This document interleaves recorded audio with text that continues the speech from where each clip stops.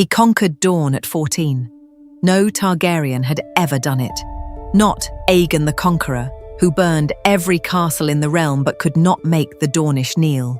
Not Marga, who crushed the faith with dragonfire but never marched south. Not Jaehaerys, who tried diplomacy and failed.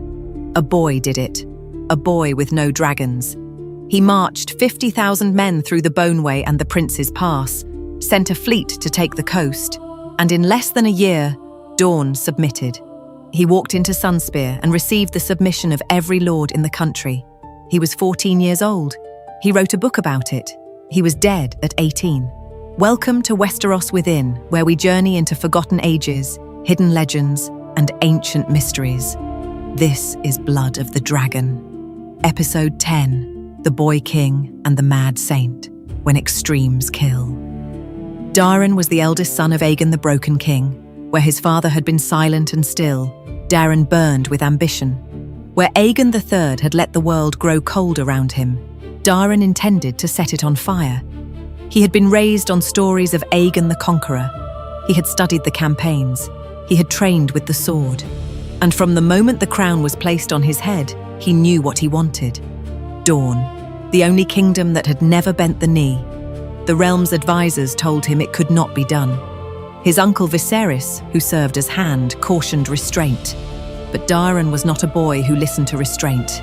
He was a boy who read about Alexander and saw himself. The campaign was brilliant. He split his army into 3. One force through the Boneway, led by Lord Tyrell. One through the Prince's Pass. And Oakenfist, the legendary Admiral Alyn Velaryon, sailed a war fleet around the coast to strike from the sea. The Dornish could not defend against all 3. Sunspear fell. The lords submitted. Daeron accepted their oaths and declared the conquest complete. He wrote a book, his own account of the war, a slim volume that the maesters would later criticize for exaggerating his role and downplaying the contributions of others. He was the young dragon, the Boy Conqueror, the Alexander of Westeros. And then Dorne reminded him what conquest actually costs. The submission was a lie. The moment the Targaryen army relaxed, the Dornish rose. Not in battle, in shadows, poisoned wells, cut throats in the night, ambushes in mountain passes, the kind of war that cannot be won by marching armies. Lord Tyrell, the hand Daeron had left to hold Dorne, was assassinated at Sandstone. The story is grotesque, a silken canopy above his bed. He pulled the sash, expecting a woman. 100 red scorpions rained down on him in the dark. After that, the Dornish resistance intensified. 10,000 men had died in the conquest. 40,000 more died trying to hold it. And then Daeron himself rode south to restore order. He agreed to meet with Dornish lords under a peace banner. It was a trap. The Dornish attacked. The young dragon drew Blackfire and fought. 3 of his Kingsguard fell around him. A 4th threw down his sword in shame. Only one survived. Aemon the Dragon Knight, who killed the last 2 attackers before they could reach the king's body. But the king was already dead. He was 18. He had conquered a kingdom and lost it in less than 4 years. 50,000 men had died for a war that ended exactly where it began, with Dorne unbowed. The crown passed to his brother, Baelor. If Daeron was the sword, Baelor was the prayer. Where Daeron had been consumed by conquest, Baelor was consumed by the gods. Pious from childhood, devout to the point of fanaticism, he believed with absolute certainty that the 7 had chosen him for a holy purpose. His first act as king was to pardon every Dornish hostage his brother had taken. He walked to the dungeons himself and unlocked the cells. Then he announced he would travel to Dorne, not with an army, on foot, barefoot, in a sackcloth robe.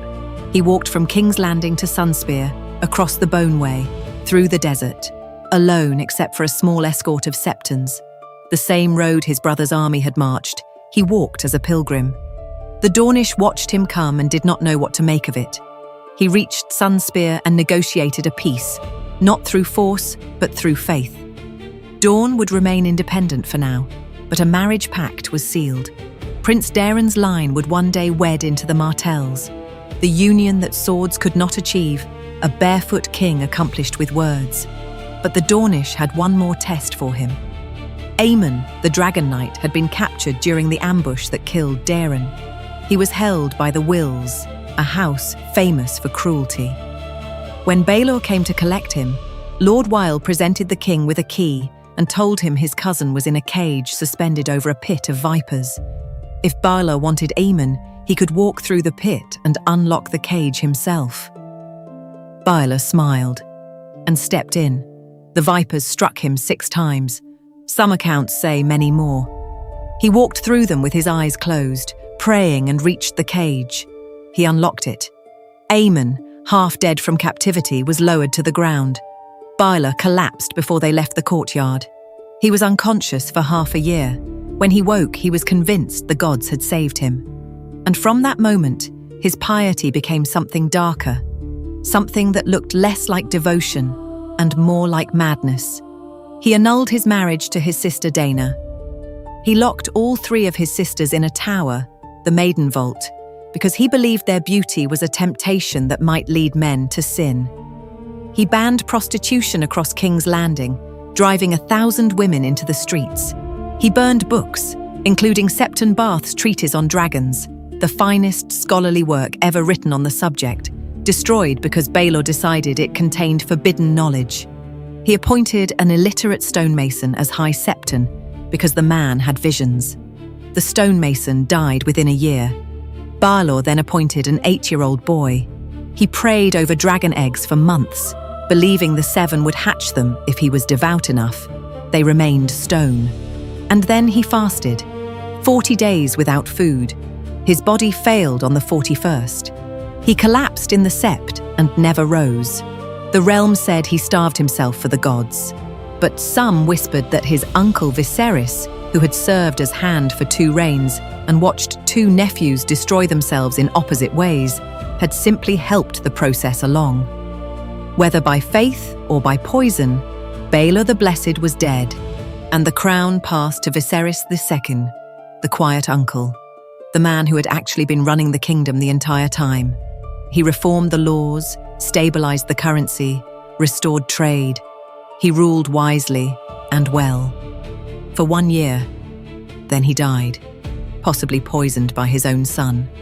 And his son, the man who inherited the throne next, would become the worst king the realm had ever known.